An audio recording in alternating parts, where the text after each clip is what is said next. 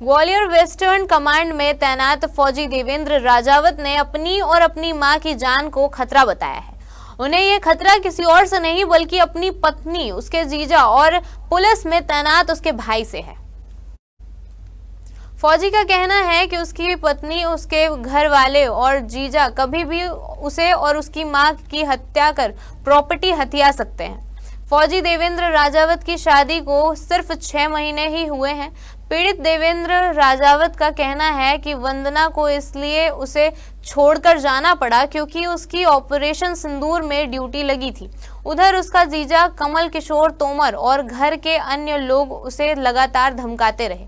फौजी को डर है कि उसकी गैर मौजूदगी में मां को खतरा हो सकता है। कमल किशोर तोमर लगातार उसे और मां को धमका रहा था और 50 लाख रुपए वंदना के नाम करने की धमकी भी दे रहा था।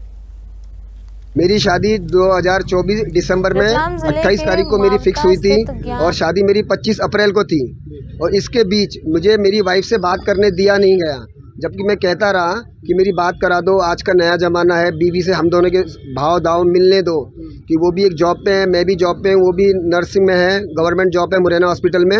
लेकिन उन्होंने मुझे करने नहीं दिया कि उनका स्कैम था।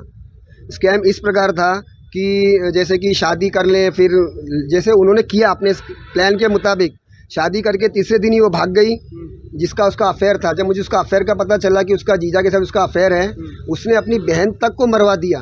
वरना मुझे बताइए, अगर किसी लेडीज़ ने जहर खाती है, कुछ होता है, अम्बा से मुरैना, मुरैना से ग्वालियर रेफ़र होता है, तो वो हॉस्पिटल, तीनों हॉस्पिटल्स उन्होंने बगैर पोस्टमार्टम, बगैर पुलिस के किए, बगैर डेड बॉडी कैसे दे दी?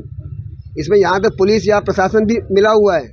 आपकी शिकायत क्या है? आपके संग क्या है? मेरी संगत ये है कि मेरे साथ स्कैम किया गया, शादी के बहाने से मुझे लूटा गया, मेरे घर में घुस के मुझे मारा गया, मेरी मम्मी को मारा गया, जो उसका भाई पुलिस में है।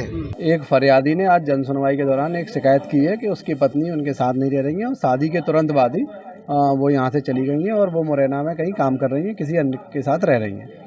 उसकी शिकायत पर से हमने आवेदन लिया और प्रयास करेंगे कि उन दोनों का समझाइश हो, परामर्श हो। हमारे यहाँ जो परामर्श कराए जा रहे हैं उनके माध्यम से हम परामर्श करा के उनके वैवाहिक जीवन को सही करने का प्रयास करेंगे, समझाने का प्रयास करेंगे। दूसरी बात, उसने अपनी माता, जो जब वो नौकरी पे रहता है तो माता यहाँ अकेली रहती है, उनके स्वास्थ्य और सुरक्षा को लेकर भी बात कही है, तो वो भी सुरक्षित करेंगे कि उनके साथ कोई घटना घटे।